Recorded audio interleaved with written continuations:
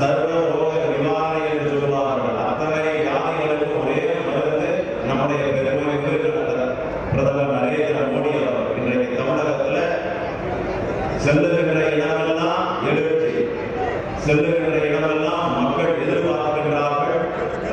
இங்கே தமிழகத்தில் நடைபெற்றுக் கொண்டிருக்கக்கூடிய இந்த அகரம் ஆட்சிக்கு முற்றுப்புள்ளி வைக்கக்கூடிய ஒரு தலைவர் இருக்கின்றார் என்று சொன்னால் அது நம்முடைய பிரதமர் நரேந்திர மோடி அவர்கள். தமிழுக்காகவும் தமிழர்களுக்காகவும் இன்றைக்கு நாம் களத்தில் பார்க்கக்கூடிய நபர்கள் அத்தனையுமே நம்முடைய தேசிய ஜனநாயக கூட்டணி தலைவர்களும் நம்முடைய பாரதிய ஜனதா கட்சியினுடைய தலைவர்கள் தான். பிரச்சாரத்துக்கு போகின்ற பொழுது உற்சாகமாக தலை நிமிர்ந்து செல்லக்கூடிய நபர்கள் யார் என்று கேட்டால் நம்முடைய தேசிய ஜனநாயக கூட்டணியினுடைய தலைவர்கள், பாரதிய ஜனதா கட்சியினுடைய தலைவர்கள் உற்சாகமாக தலை நிமிர்ந்து மக்கள். கோவை மேட்டுப்பாளையத்தில் பாஜகவுடைய பிரச்சார பொதுக்கூட்டம். 4 தொகுதிகளுடைய வேட்பாளர்களை ஆதரித்து பிரதமர் பரப்புரை மேற்கொள்ள இருக்கிறார். இதற்கு முன்பாக பிரதமர் ரோட் ஷோ போன்ற நிகழ்ச்சிகளை கோவையில் நிகழ்த்தியிருந்தார். அருகே பல்லடத்தில் எண் மக்கள் யாத்திரையினுடைய நிறைவு நிகழ்ச்சியை நடத்தி வைத்தார். இவ்வாறாக கோவையை நோக்கி பிரதமர் வருவது அப்படின்றது 3 முறைக்கு மேலாக அவர் பிரதமர் கோவையை நோக்கி வந்திருக்கிறார் அப்படின்றது குறிப்பிடத்தக்கது.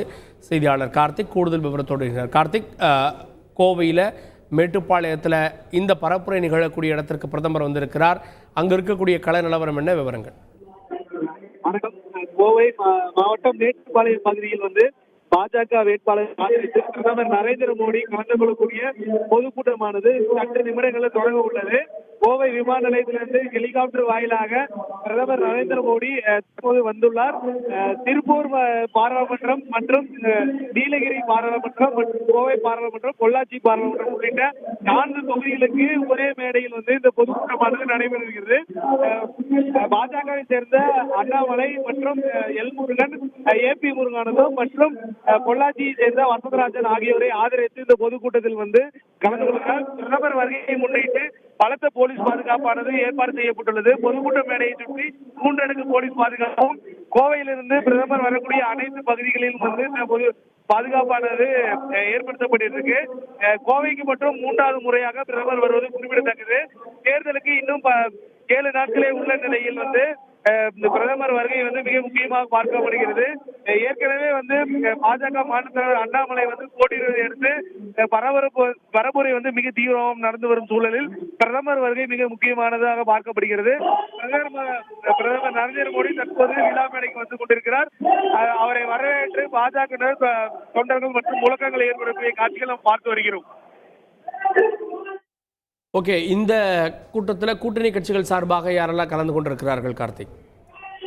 பாஜகவுடைய கூட்டணியில் இடம்பெற்றுள்ள கூட்டணி கட்சிகளான பாமக மற்றும் தமிழ் மாநில காங்கிரஸ் உள்ளிட்ட கூட்டணியினர் கலந்து கொண்டுள்ளனர்.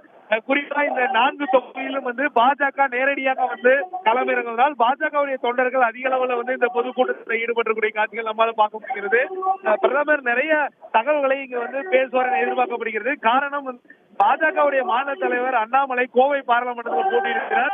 நேரடியாக திமுக, அதிமுக போன்ற கட்சிகள் மோதும் சூழல்ல இங்கு மிக முக்கியமான திமுக, அதிமுக மீதான குற்றச்சாட்டுகள் வைப்பார் என எதிர்பார்க்கப்படுகிறது. கடந்த முறை பிரதமர் வந்த போது திமுக மீது பல்வேறு குற்றச்சாட்டுகளை வைத்து பேசினார். ஆனால் அதிமுக மீது பெரும்பாலான குற்றச்சாட்டுகள் வைக்கப்படவில்லை.